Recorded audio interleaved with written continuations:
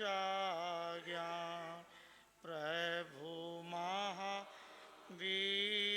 भगवान तेरा सबसे ऊंचा ज्ञान हो। जन जन का कल्याण हो। जन जन का कल्याण तेरा सबसे ऊंचा ज्ञान। प्रभु महावीर भगवान तेरा सब चल रहा पांचवा आ रहा है। चल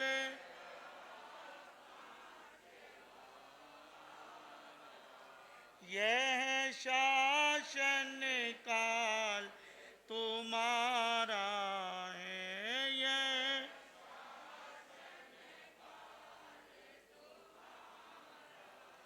हे महागुणी पुण्यवान हे महागुणी पुण्यवान तेरा सबसे ऊंचा ज्ञान।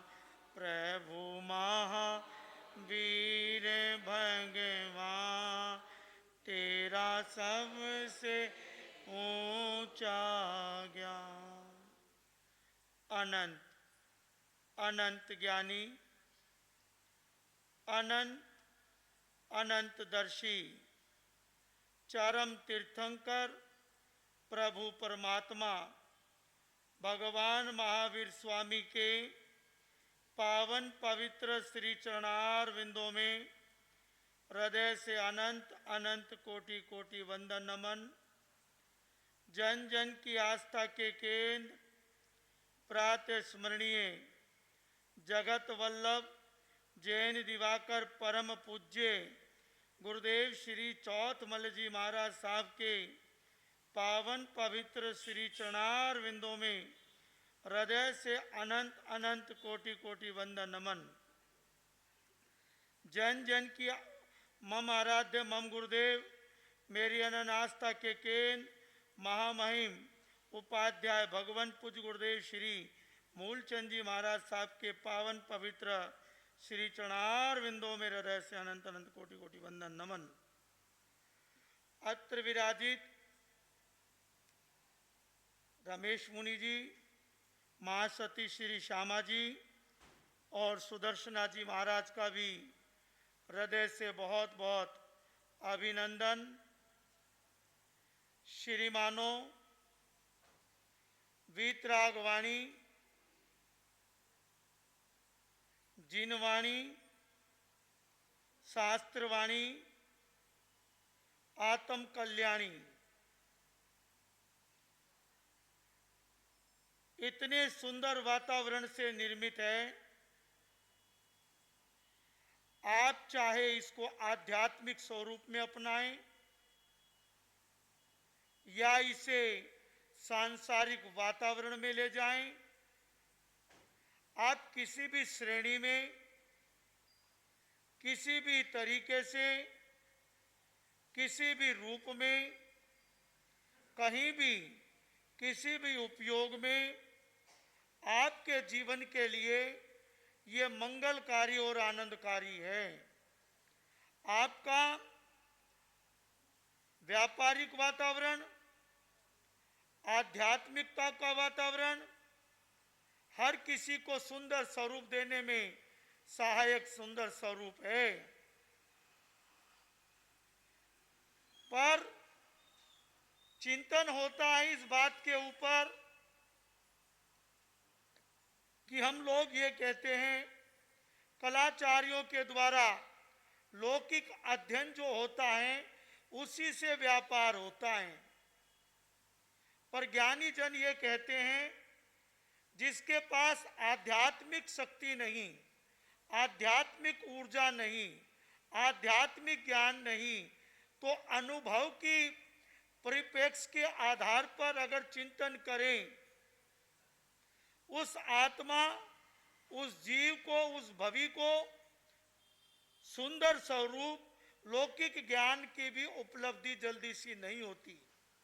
चाहे लौकिक ज्ञान हो, चाहे पारलौकिक ज्ञान हो, ज्ञान कोई भी हो, उसके अंदर अपना धर्म समाया हुआ है। आप किसी से कुछ भी चाहिए तो धर्मम शरणम गच्छामि, धर्म के प्रति तो आपको समर्पित होना ही पड़ेगा। अगर धर्म के प्रति आप समर्पित नहीं होते हो तो वो वस्तु चाहे सांसारिक से ली जाए, माता पिता से ली जाए, कलाचार्य से ली जाए, धर्माचार्य से ली जाए, वह जीवन के अंदर आना संभव नहीं है। वो तो असंभव जैसा वातावरण हो गया है। अब हम एक बात कर लेते हैं। परसों लंबी चौड़ी शाम के समय चर्चा चलाई थी, पर मैं अब इसको विस्तार रूप में लाने का प्रयास कर रहा हूं। नवकार मंत्र है, ये किसने कहा? नवकार मंत्र है, ये किस शास्त्र में लिखा हुआ है?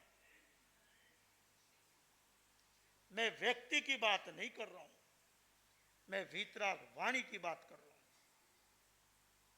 ये मंत्र, तंत्र और यंत्र, तीन शब्द आते हैं। मंत्र, तंत्र और यंत्र, ये जिस स्वरूप को पैदा करते हैं वह स्वरूप आध्यात्मिकता का नहीं है। वह इच्छा उपलब्धि, इच्छा शक्ति को उत्पन्न करते हुए मिथ्यात्वता की प्रूपणा में भी इस आत्मा को जोड़ने में देर नहीं लगाता है। हमारे पास नवकार महामंत्र नहीं है, नवकार हमारे लिए सूत्र है। सूत्र का अर्थ होता शास्त्र। शास्त्र किसको कहते हैं? दो प्रकार का होता है। कितने प्रकार का होता है शास्त्र? कितने प्रकार का बहनों? कौन कौन से प्रकार का होता है?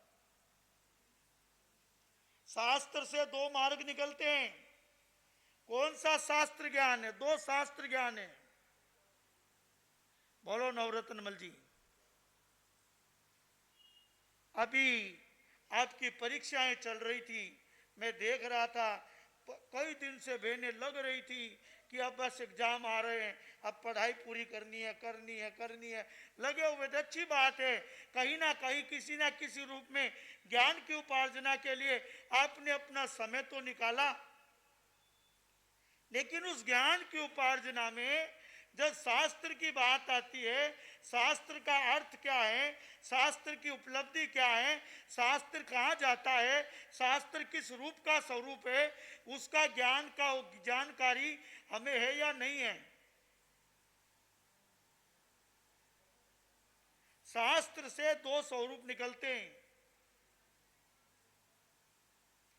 एक आध्यात्मिक ज्ञान, आध्यात्मिक ऊर्जा को उत्पन्न करने वाला, आध्यात्मिक शक्ति को उजागर करने वाला, इस निर्बलता को उज्ज्वलता से के स्वरूप से जोड़ने वाला, कहीं उलझे हुए से सुलझाने का स्वरूप उत्पन्न करने वाला। जो ज्ञान है, जो दर्शन है, उसकी जानकारी देने वाला, वो दूसरों से नहीं खुद से लड़ने में जो सहायक है, सबल देता है, सहायता प्रदान करता है, वो है शास्त्रवाणी जिनवाणी।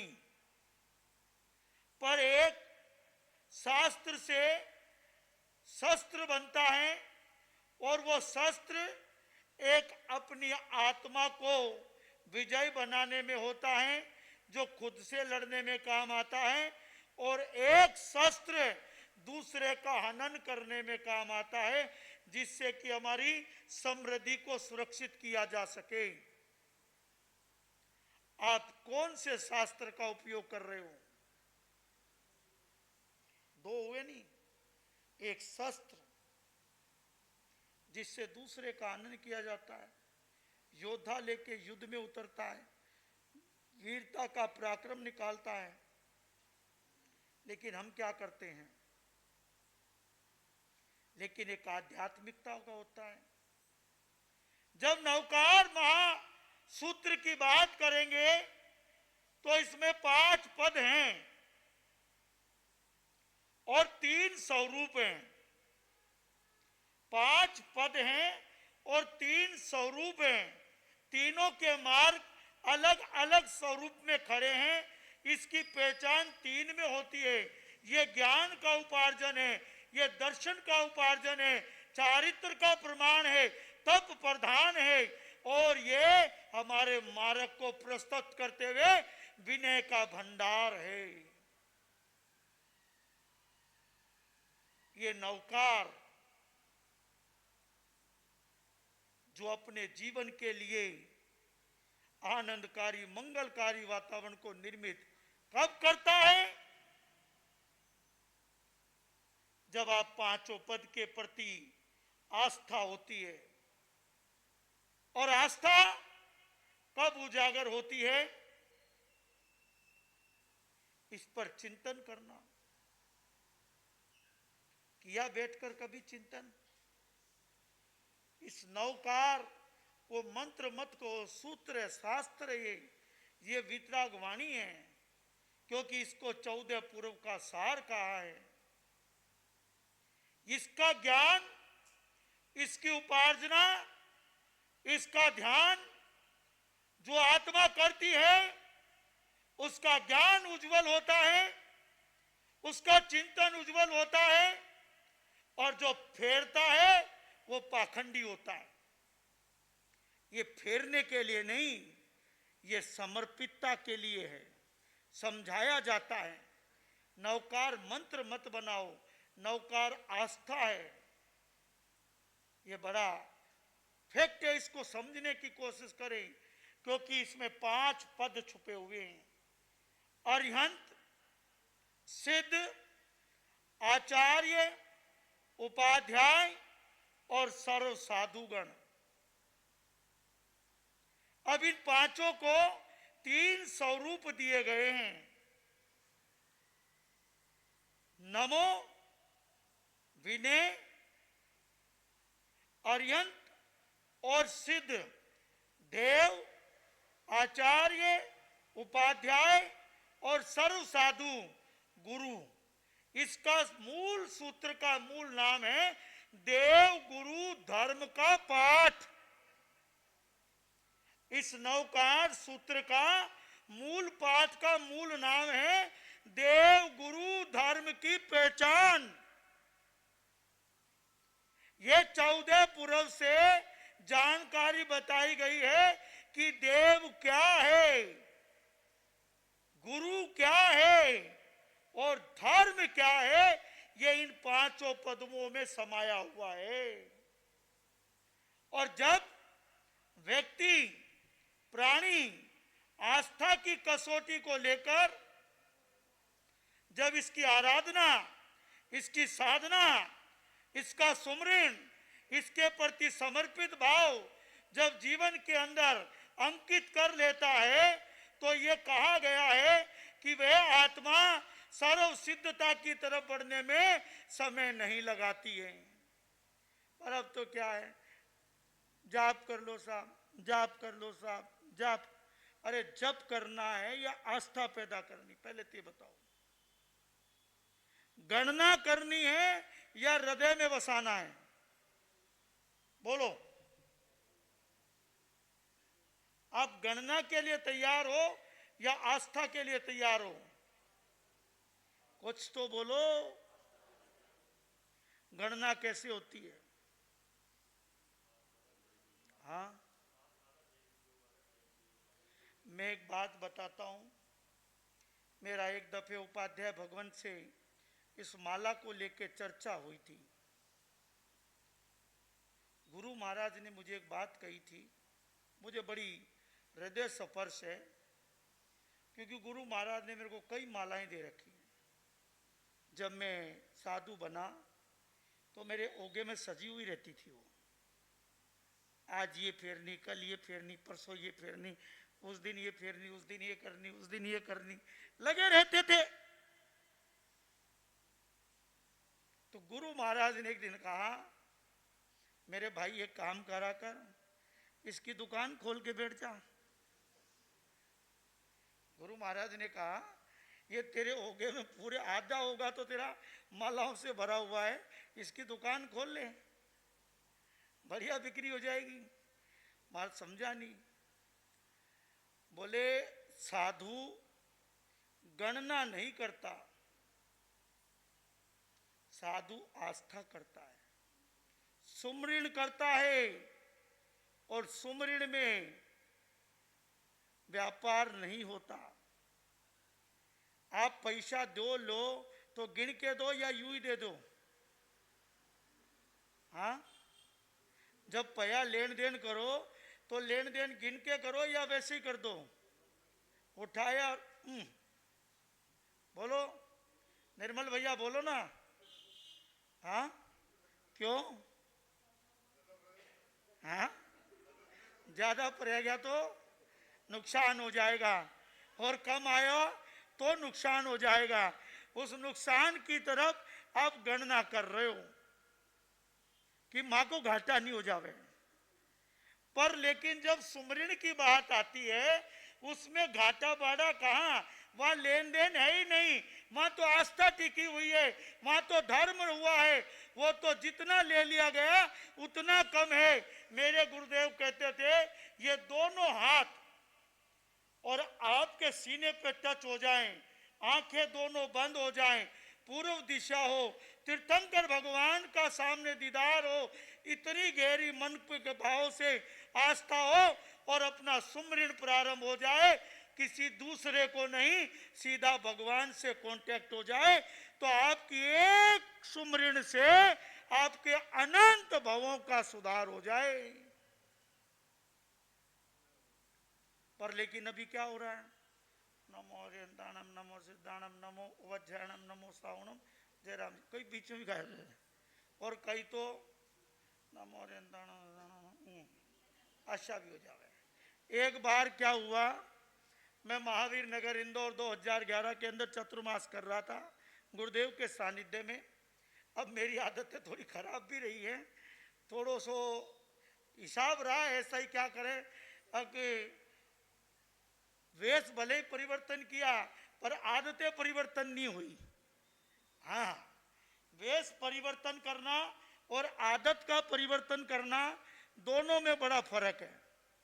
हाँ, बैठ जाओ। आदत, वेश, कई नौरत जी, आदत का परिवर्तन करना और वेश का परिवर्तन करना, दोनों में बड़ा फर्क है। सेठानी जी संगर मंगर कहते गई, बहुत बढ़िया कपड़ा वपड़ा सोना गहना वगैरह पहन पुन के गई सेठ जी के साथ है, पर अपना ना कपड़ा तो सज गया, पर अकल तो नहीं सजा। अकल तो भाई, तो केवा का अर्थ रूप में आवे मां को कि मैं भी अपने वेश तो परिवर्तन करो, साधु बनो, ज्ञान ध्यान कर रहा, धर्म ध्यान कर रहा, सब चीज सीख रहा है, समझ रहा है, लेकिन अपनी जो एक आदत थी ना जासूसी की, वह पूरी नहीं हो रही, खत्म हो रही। तो आप अभी क्या किया कि देख के तो आवे ये जाप कशा करें, तो वो पीछे चले गयो में बोले शांतिनाथ भगवान को जाप चाल रहे हो, और वो जाप चाल रहे हो, तो बाया बड़ा सुंदर रूप में बड़े लयबद्ध में जाप कर रही। मैं वही जाप ने सुन के बड़ा गदगद होयो। अगर ऐसा जाप तो देश में हो जाए तो इस देश का आज कल होता कल्याण आज ही हो जाए। और वो जाप क्या चल रहा था? ओम शांति जिनेश्वर शांति करो, नहीं कोई देखे तो बाता करो। इतना बढ़िया जाप चल रहा। दो बहनें नीचे बैठी है, चार कुर्सी पे बैठी हैं, 6 का मजमा जमा हुआ है, 2 बातों में लग रही है, 2 उधर ध्यान लगा रही है, और 2 को पता ही नहीं माला किधर फेर रही है।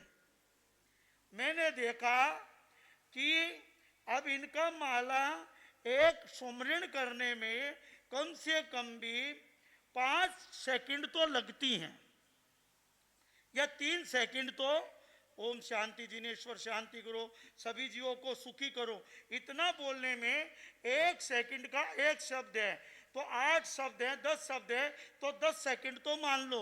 अब वो 10 सेकंड में भी 10 मन के फेर गई, तो वो जाप कौन सा कर रही है समझ नहीं आ रहा। और फिर बोलेगा अगंदा तो हमारी 12 माला होगी 13 होगी। तो एक दिन मैं गुरुजी के पास बैठा था, मैं गुरुजी आप माला फेरे तो 1 घंटे में 5 माला हुए और ये 15 कशा करता। बोला भाई थने माला फेरवा नहीं आवे, आनी ने फेरवा आवे, ये महाजन के घर से हैं, महाजन ने गणने में नोट जल्दी जल्दी लागे, फटाफट गिने, आने वास्ते माला भी फटाफट गिने। तो माला ही गण रहा हो, सुमरण कर रहा हो, क्या कर रहा हो, आस्था में कमी आ रही है।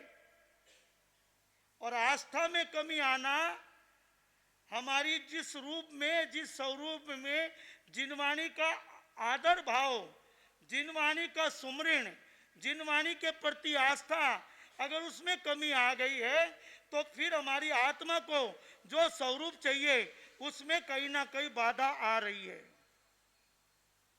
आप जाप करो, मनाही नहीं है, पर नवकार का करो, कोई दिक्कत नहीं, पर मंत्र कह रहे हो ये आप लोगों ने दिया, मंत्र नहीं है ये हमारी आस्था है, हमारा विश्वास है, हमारा समर्पण है। क्यों है? क्योंकि ये धर्म का स्वरूप है। और धर्म का स्वरूप कब बना? जब इसके अंदर नमो शब्द जुड़ गया। नमो का अर्थ होता है नमस्कार। नमस्कार धर्म का मूल सूत्र है। 10 प्रकार का धर्म कहा गया है, खनते मुते आजवे माजवे लागवे तवे सच्चे संजमे चाहिए और ब्रह्मचर्य। क्षमा से प्रारंभ होकर ब्रह्मचर्य पर पूर्ण हो जाता है। 10 प्रकार का धर्म बताया है। 10 प्रकार के धर्म में 1 पैसा भी नहीं लगता है। हमने धर्म को पैसे के अनुसार तोल दिया है, ये हमारी थिंकिंग है, लेकिन धर्म के अंदर पैसा नहीं, धर्म के अंदर आस्था चाहिए, समर्पण चाहिए, विनय होना चाहिए। विनय में नमस्कार है, हर चीज में नमस्कार चलता है, झुकना चलता है। हमारे ज्ञानी जन कहते हैं ये अंगूठा होता ना, अंगूठा ये बड़ा काम की चीज है, ये नीचे से ऊपर जावे तो लोग नमावे शीश, ये नीचे से ऊपर जावे तो लोग नमावे शीश। और अंगूठा अगर नीचे से ऊपर के बजाय सीधा दिखावे तो झूठ पड़े 10-20। सही बता रहा हूं? हाँ, इसकी कोई कमी नहीं, हकीकत है। आप किसी से पैसा ले आओ, किसी से पूंजी ले आओ और उसको कह दे ठेंगा ले ले, तुझे क्या करना कर ले, जो करना है, तो उसका क्या होगा? लुगा पैसे तो आएंगे नहीं, जाएगा कुछ भी नहीं, जो होना था हो गया। अब आदमी कर क्या सकता है? 2-4 उसके लपट टेक सकता है और उसके बाद कर क्या सकता है? क्योंकि ज्ञानियों ने कहा नग्गे के तो नोई गिरे बलवान। वो बात आ जाती है, एक समझदार प्राणी था, मिथ्या प्रूपणा को महत्व देता था। कुंडली पुंडली और ये जितने भी अटरम सटरम हैं इनके प्रति चलता था। ये कुंडलियों का जोर बड़ा जोरदार चल रहा है। कुंडली मिले तो ब्याह करें, कुंडली मिले तो ब्याह करें, चाहे दोनों के बोलचाल हो ना हो, सही रहना करना कमाना खाना आवे नहीं आवे, लक्षण हो नहीं हो, पर कुंडली मिलनी चाहिए। कहीं मिलनी चाहिए। कुंडली को मिथ्यात्व क्यों कहा गया है? क्योंकि ये छद्मस्त द्वारा किया गया एक संग्रह है, गणित ज्ञान है। और ये गणित ज्ञान कब से होता है? जब से बच्चा मां के गर्भ से आता है। लेकिन इसको जैन सिद्धांत ज्योतिष इसलिए इसको सही नहीं मानता, क्योंकि जैन सिद्धांत ये कहता है कि बच्चा जब मां के गर्भ में 9 महीने से है, वो आत्मा आ चुकी है, खा रही है, पी रही है, शरीर से बड़ा होने लग रहा है, वो जी रही है और श्वास ले रही है, तो उस जीव के 9 मास कहां गए? उस 9 मास की कुंडली कौन बनाएगा?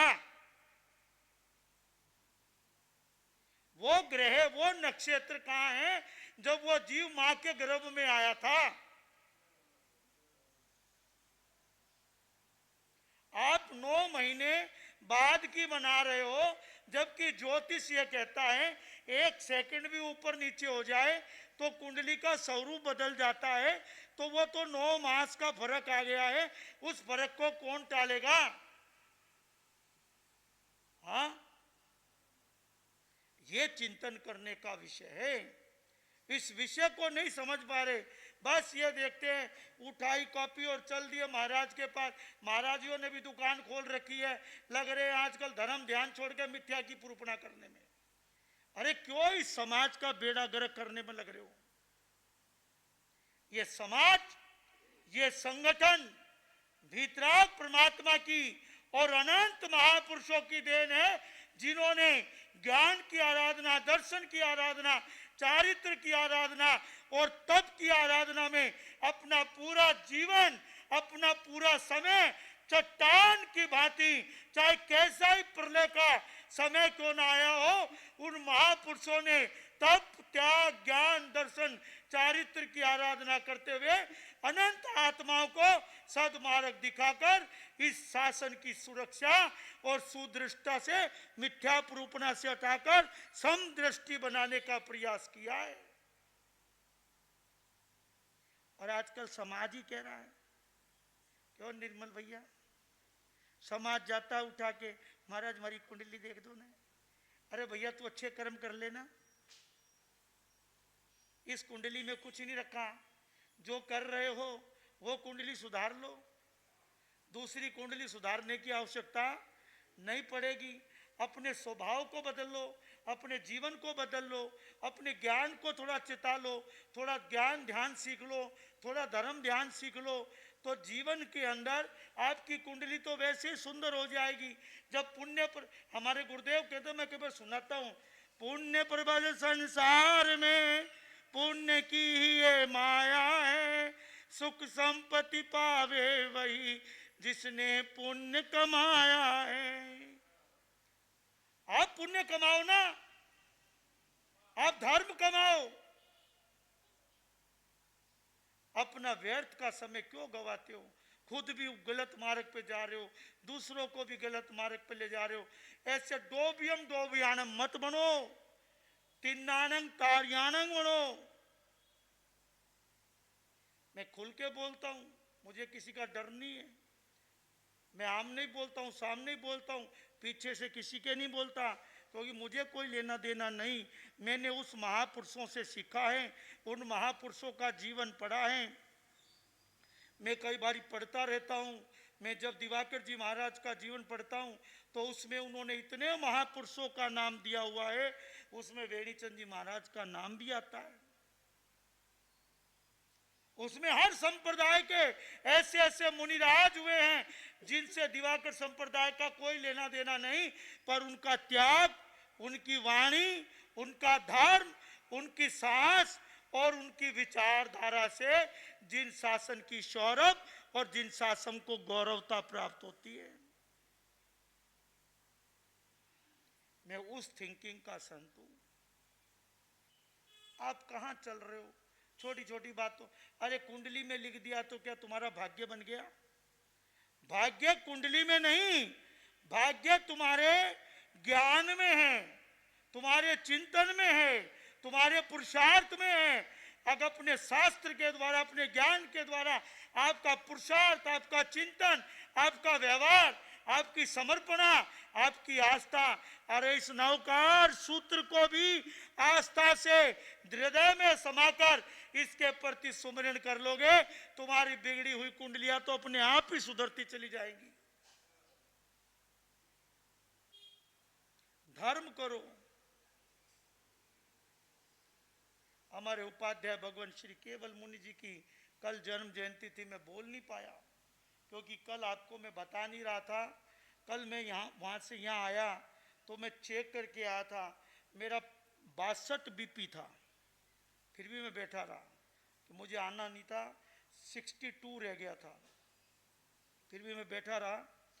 तो कहने का अर्थ आता है, उपाध्याय केवल मुनि जी ने लिखा, सुबह और शाम की प्रभु जी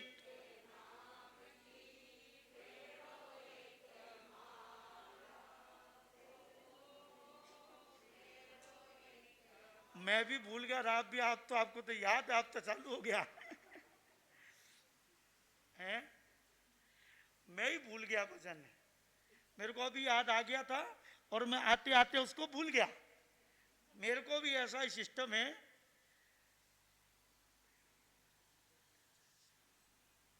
सुबह हुई और शाम ढली, फिर रात पड़ी और दिन निकला।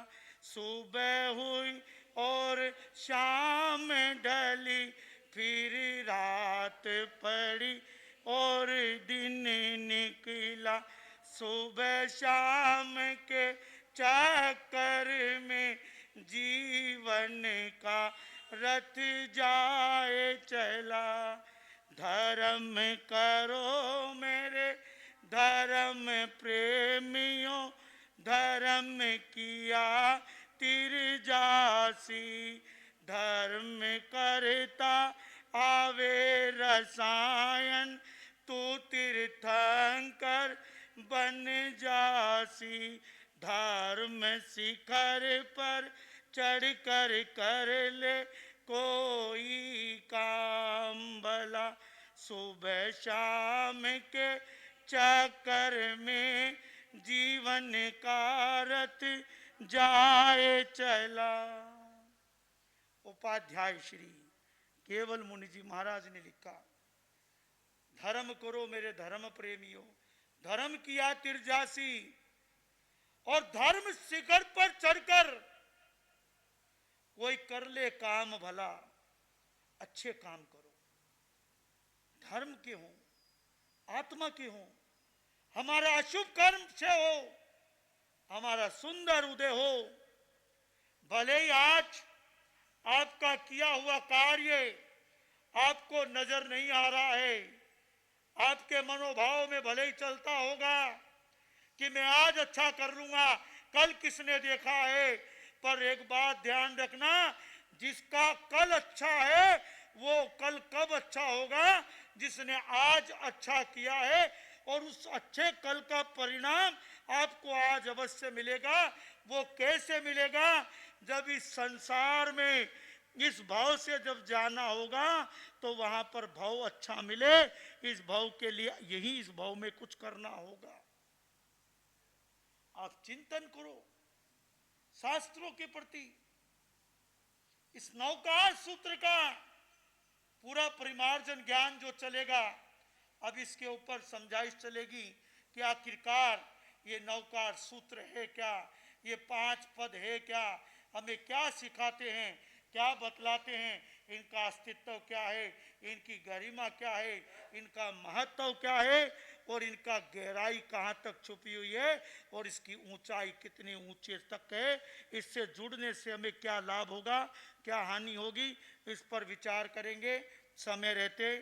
आज बहुत ही मंगलकारी आनंदकारी समय है। आज होसवाल जैन संघ स्थापना दिवस है, याद नहीं होगा, याद नहीं होगा।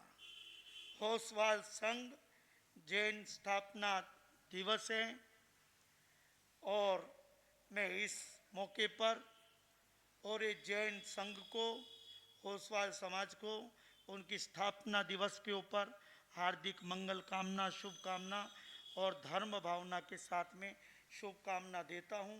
और इसी स्वरूप से आगे चलते हुए 2 मिनट ले लें हमारा चरित्र चल रहा है। श्री समरादित की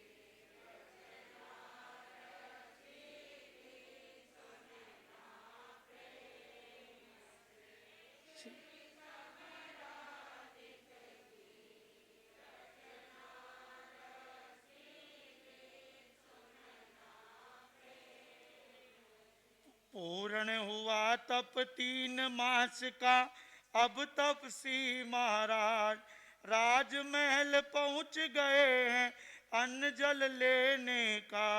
उधर जुड़ा है राजसभा में बहुत विशाल समाज जी, श्री समरादित की रचना।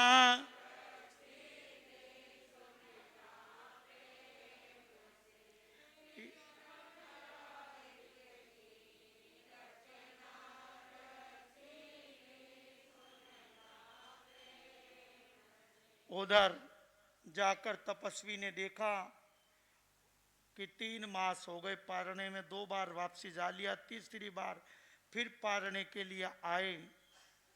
और उधर जाके देखते हैं विशाल जन समूह बैठा है, समुदाय बैठी है, राजा भी वहां बैठा है, वस्तुएं आ रही हैं जा रही हैं, भ्रट को उसको नृप को भेंट की जा रही हैं, मंगल गीत गाए जा रहे, शहनाई बाज रही है मुख्य द्वार पर। और परिजन पुरजन पुत्रोत्सव में भी थे, सारे तल्लीन और इस तरह का वातावरण। और सब ने फिर लापरवाही कर दी और तापस का मुखड़ा मलिन होके, और कि भाई चर्चा आई बचपन का वेरी मेरे यहाँ वहाँ हंसी करी दिन रात, हुई अभी नहीं तृप्त आत्मा है पापी बदचात।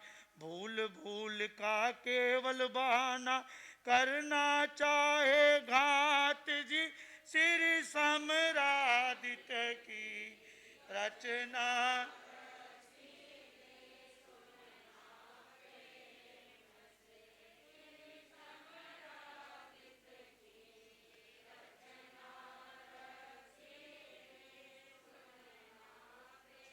अब उसने कहा कि ये बार बार में मेरे को बुलाता है, 1 दिन हो गया, 2 दिन हो गया, तीसरी बार भी ऐसा ही हुआ।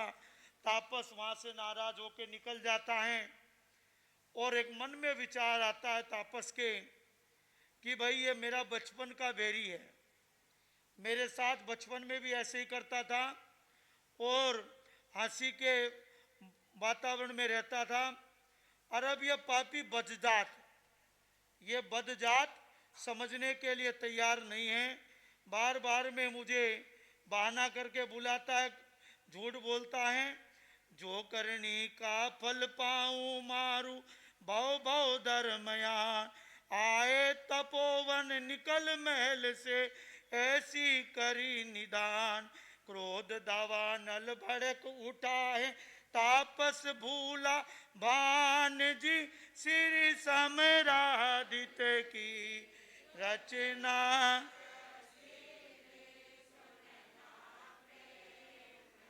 श्री समरादित की रचना।